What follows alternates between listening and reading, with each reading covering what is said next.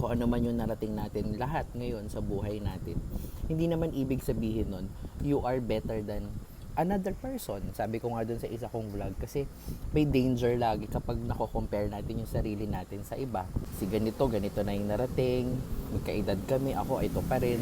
Ang danger kasi, hindi mo nakikita kung ano na yung narating mo. So, hindi natin yun pag-uusapan, yung who is ahead. Dahil nagnegosyo siya, he's ahead of you. Kasi teacher ka, kasi nurse ka, 'di ba? Or dahil nurse ako, mas ahead ako sa iyo kasi nag-abroad ako. Walang ganoon, ha.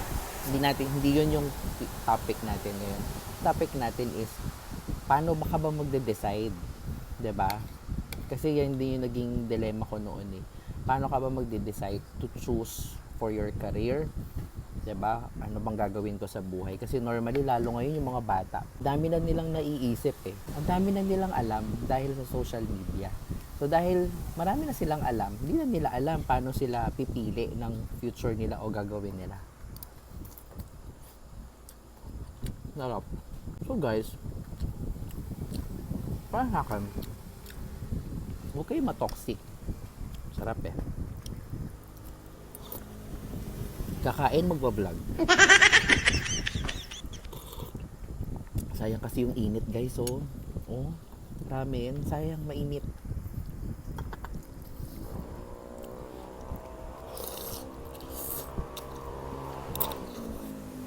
Yung mga bagets ngayon, parang natotoxic sila sa life nila na parang, hindi ko pa alam ano gagawin ko sa buhay ko. Naguguluhan ako, tama ba yung decision ko, ganyan. So guys, hindi kayo dapat matoxic sa part na yan ng life natin. Kasi most of us, hindi ko naman sinabing lahat, but most of us, hindi pa natin alam kung ano talaga yung gusto natin nung bata pa tayo. Nasabi mo lang na gusto mo yung isang bagay, na yan yung gusto mong marating, just because may nakita ka. Huwag ka matoxic. Huwag mo siyang pagtuunan ng sobrang pansin na hindi mo alam gagawin mo. Kasi hindi wala ka pang napagdidesisyonan. Ganito yan. Nung bata pa ako, kaya ako nag-nurse. Itong story niyan. May ako mga iniidolo. Meron akong churchmate na nagtatrabaho siya sa ospital. While she was working in the hospital, nagtuturo din siya sa school. Loading ko siya kasi ang laki ng income niya. Growing up from a family na hindi naman kami ganun ka-privilege, hindi kami mayamang pamilya, ang lagi kong naiisip, I want to make our lives, family's lives, better. And for me to do that, ang importante, may income ako na malaki. Noong nakikita ko siya, sobrang idol ko yun. Lagi niya kaming nililibre. Shout out kay Ate Risa. Iba. Sobrang laki ng impact niya sa life ko, yung taong yun.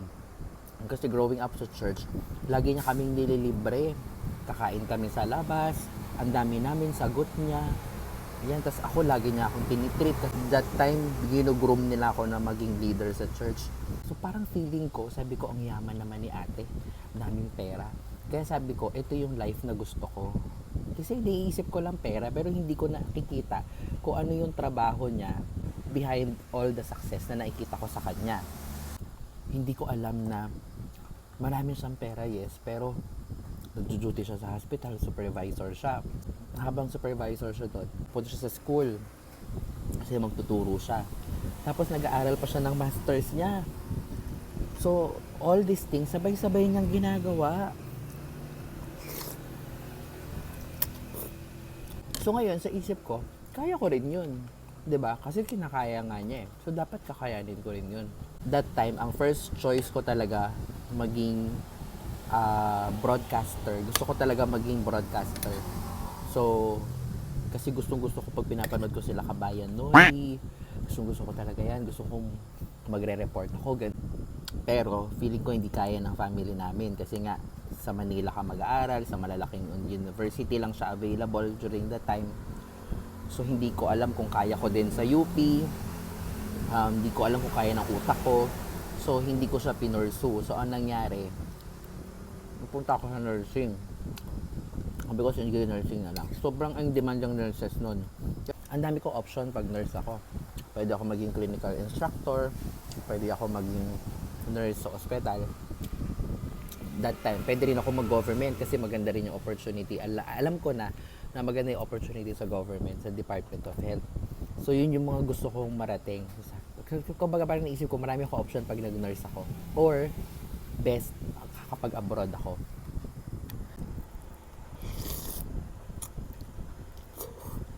Sinundan ko yung path ni ate. Kaya nag-nurse ako. And right after I graduated, nag-take ako ng board exam. Then I passed the board exam. Nag-apply ako sa hospital nila kasi yun nga yung direction ko. So, nakapasa ako sa hospital nila but at the same time, nakapasa rin ako sa DOH. Sabay. During that time, pinapipili ako. Ito ha, sorry po ah. Ito talaga. Kaya sabi ko, bata pa ako, mukha na akong pera. So, bagong graduate ko naman. Tapos, ang offer sa akin sa 12,000. Tapos sabi, pag na permanent, 15,000. Pero, taga-Antipolo ko. Parang hindi uubra. Wala matitirang pera sa akin. Tapos, nakapasa ako sa DOH. Ang offer sa akin sa DOH, 27,000. That was my first salary. And during that time, 2008, ang laking pera na doon. Tapos sa DOH kasi may mga travels pa. Tapos may mga travel allowances, may mga benefits na mga lalaki magaganda. So sabi ko, tsaka plus, ayoko mag-graveyard shift. Ayoko pang gabi. Kaya sabi ko, sige, mas pipiliin ko yung DOH. And to begin with, yun naman din yung naging goal ko habang nag-aaral ako ng pag-nursing. Ang nangyari, napunta ako sa DOH kasi yun yung pinili ko. Tapos ASMR.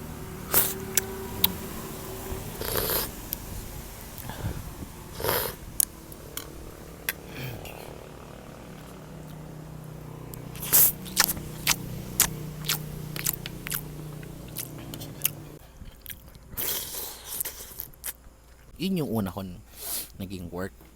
Tapos, nire-diretso ko na. So, I had a 10 long year career sa DOH, in short. And while I was working sa DOH, nagpa-part-time ako sa UP as a researcher sa UP Manila. And then, I also work as a consultant din, health policy consultant sa UP Diliman. Kasi, I think I was somehow, siguro I think I'm good in writing. Siguro yun yung isang skill na hone ko habang I was working, di ba? So since I think I was good at that, naging researcher din ako sa UP while I was already taking my master's degree. So sabi ko during that time, oo, kumikita na ako, okay naman. Kaya lang grabing pagod. Can you imagine? Work ako sa DOH, sa government, bawal yung may part-time. Pero nagpaalam ako sa boss ko dahil nga sa financial needs kasi madami rin akong gastusin. Nagpaalam ako kung pwede kakayanin ko naman na mag-work for you while having part-time job. Nag-part-time ako. So, ang dami kong ginagawa. Plus, nagma-masters pa ako that time. So, nung time na yon, sabi ko, malaki yung sweldo ko. Yes, malaki yung income. Pero sobrang pagod. And during that time also, wala rin akong weekend. Kasi pagdating ko ng weekend, I was very, very active sa church. Which, yung ginagawa ko sa church, yung number one kong pinakagusto sa lahat ng ginagawa ko. I really love serving in the church. Kasi we used to travel, we do music, nagko-concert kami sa iba't ibang lugar. That's one thing that I really love doing. Sobrang gusto ko yun. So, most of the days of the week, nagtatrabaho ako. Sometimes di ka nakaka-uwi kasi ang work namin sa DOH puro travel. Although nung una na-enjoy ko yung travel. Pero nahiisip ko, mas nakaka-enjoy yung pag nagta-travel ka, ang kasama mo yung mga family mo, mga friends mo, di ba? Pero you were not able to do that kasi kaya ka naman nagta-travel for work. Pero na-enjoy ko na lang kasi yung mga kasama ko sa work, masaya rin naman sila kasama. And then, habang tumatagal, doon ko na-realize na ito ba talaga yung gusto ko? At the end of the day, parang sabi ko, ang gusto ko lang naman, kumita ng pera. To begin with, hindi ko naman gusto yung ginagawa ko sa government. Hindi ko gusto yung ginagawa kong research. Hindi ko gusto kasi hindi naman ako magaling sa research. Tapos, as in hindi ko gusto ang research. Hindi ko gustong mag-aral. Tapos sabi ko, nagma-masters pa ako. After I graduate from my master's degree, magkano madadagdag sa sweldo ko? Kinumpute ko. Ganito yung magagastos ko sa master's degree ko. Bam, bam, bam, bam, bam. After 3 years, ito lang yung matatanggap kong additional na sweldo. Ano lang yun, parang may extension ka, Masters of in Public Health, and then additional, a little bit sa sweldo. So sabi ko, parang may mali sa direction ko. Kasi sabi ko, at the end of the day, ang gusto ko namang mangyari, kumita ng pera. Pero ba't ako nagpapakahirap dito? Na, at pag tinignan ko, hindi income yung nakikita kong buhay ko dito. Kumikita ka nga, pero grabe yung health mo, sobrang nako-compromise. Bakit? Stress. Sobrang stressful sa work. Grabe. After nag-resign ako, I was already starting an online business. Okay.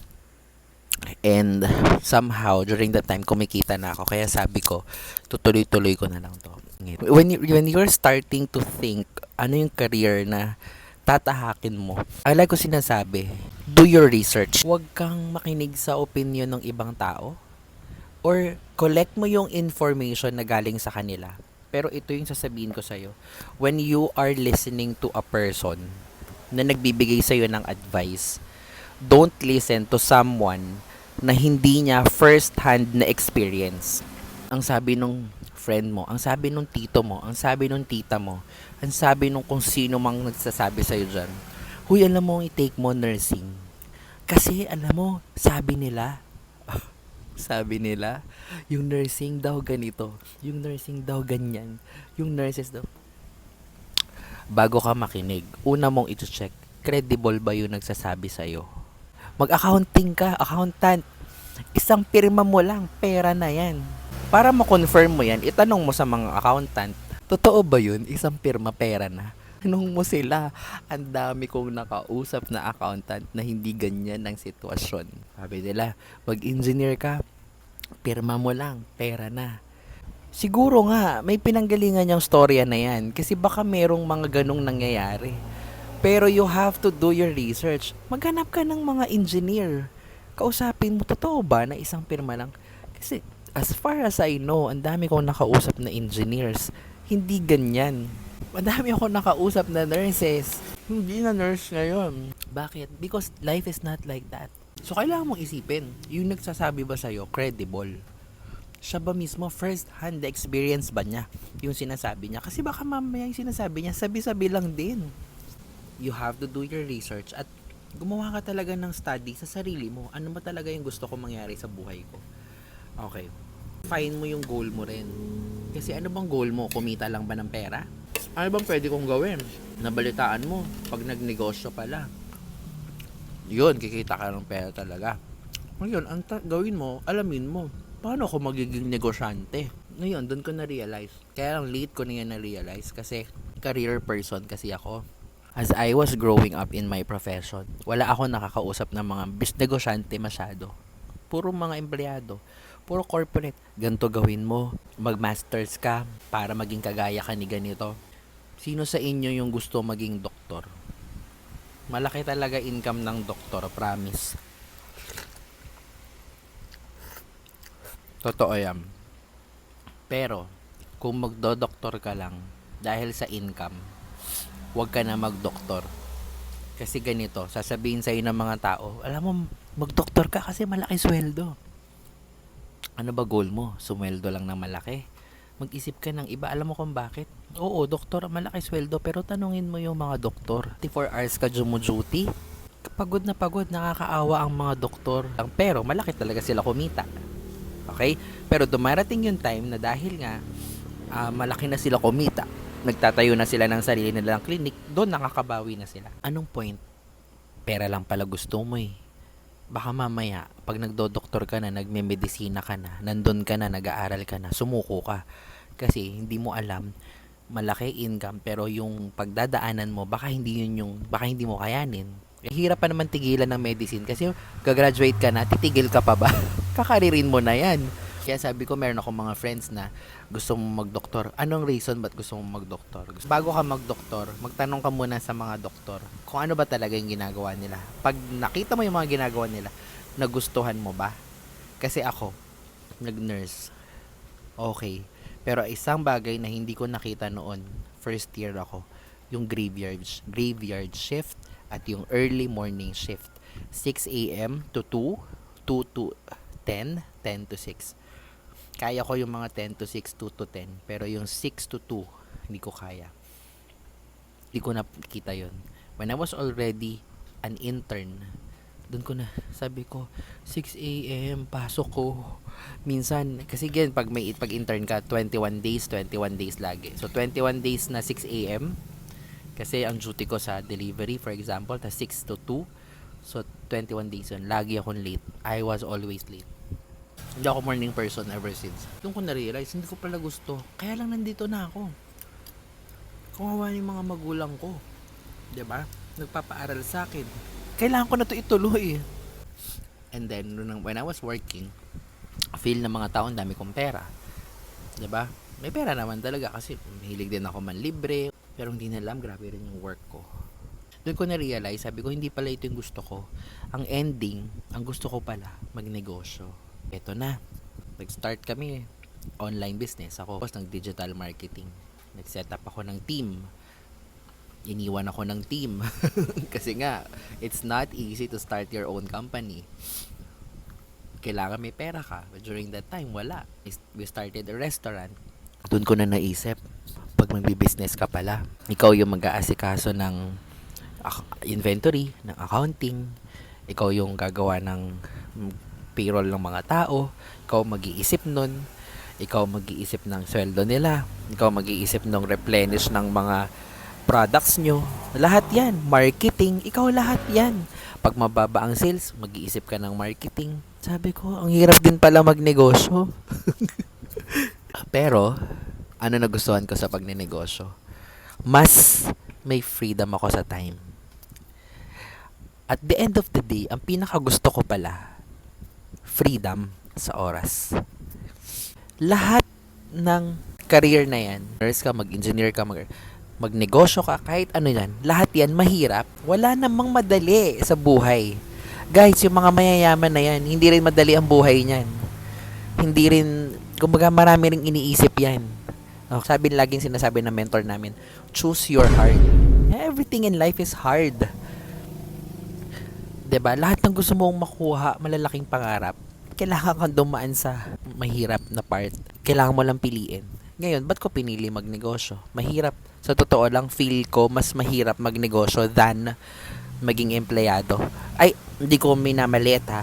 But in terms of kasi in terms of income, ikaw yung mag-iisip ng income mo, 'di ba? Parang wala kang regular income. And then hindi lang income mo, pag may empleyado ka pa, pati income ng mga empleyado mo iniisip mo. So, pero ba't yun ang pinili ko? Kasi dito sa pagbe-business, mas naramdaman ko yung growth. Kasi wala akong choice kundi mag-grow.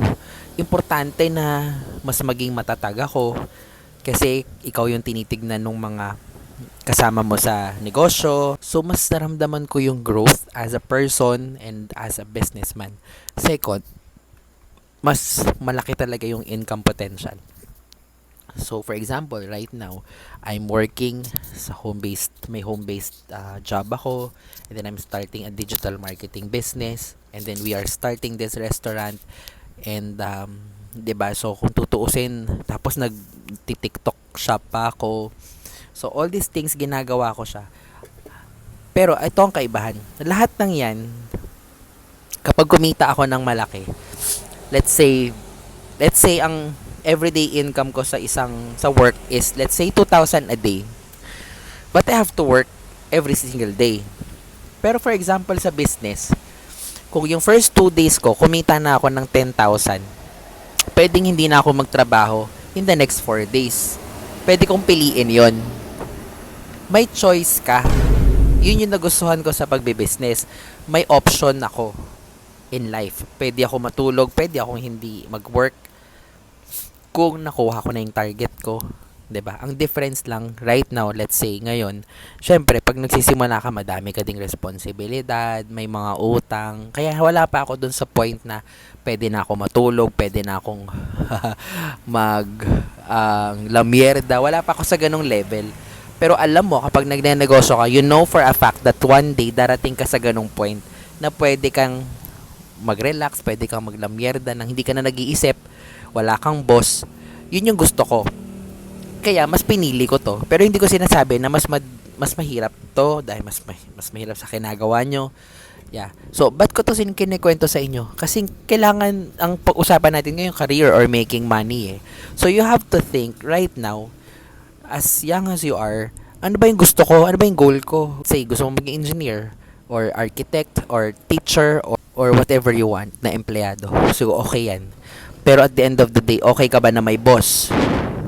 Okay ka ba na 8 to 5? Okay ka ba na kailangan mo mag-file ng leave at kailangan i-approve yung leave mo kapag gusto mong magbakasyon? Kasi pag mag-work na, kasama yan guys, yung mga kabataan na nakikinig sa akin. Angan, kung gusto mo magbakasyon, magpa-file ka ng leave. Pag na-approve ang leave mo, okay. Pag hindi ka pwede magbakasyon. Okay ka ba sa ganong setup? Gusto mo mag-nurse, okay ka ba sa pabago-bagong shift? 6 to 2, 2 to 10, 10 to 6, 12 hours a day. Gusto mo mag-doktor, okay ka ba ng 24/7? Sa ospital ka natutulog? Yun yung tignan mo. Kaya nga balikan nyo yung una kong sinabi. Huwag ka makinig sa taong nagbibigay sa'yo ng opinion kung hindi niya first hand naranasan. Importante naranasan niya. Second, do your own research. Ano ba talaga yung pinakagusto mong gawin? Is it just earning money? Point ko dito, kung mag-iisip ka, you have to define ano ba yung pinaka-goal mo. Pag-income lang bali. Pwede kang kumita sa TikTok. Pwede kang kumita online ngayon. Pwede kang kumita sa Facebook. Pwede kang kumita sa YouTube. 'Di ba? All these platforms are platforms that can make you earn money. Yun pala goal mo eh. 'Di ba? Di mag-isip ka na lang ng magtinda. Right? Income lang pala eh. And then do the things that you love. Ako ngayon, di ako nahihiya. I'm on YouTube. Nagti-TikTok ako.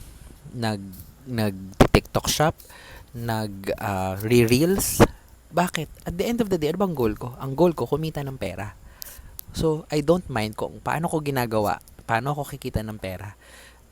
Most people would say, sayang yung career mo sa DOH, sayang yung career mo doon, keso ganyan, keso maganda na yung position mo, mataas na yung SG mo, etc. etc. At the end of the day, yun ba yung gusto ko? Ang gusto ko, yung lifestyle. Ang gusto ko yung wala akong boss. May freedom ako sa oras ko. Ang gusto ko yung nasa-challenge ako personally. Ang gusto ko yung any time of the day pwede ako umalis.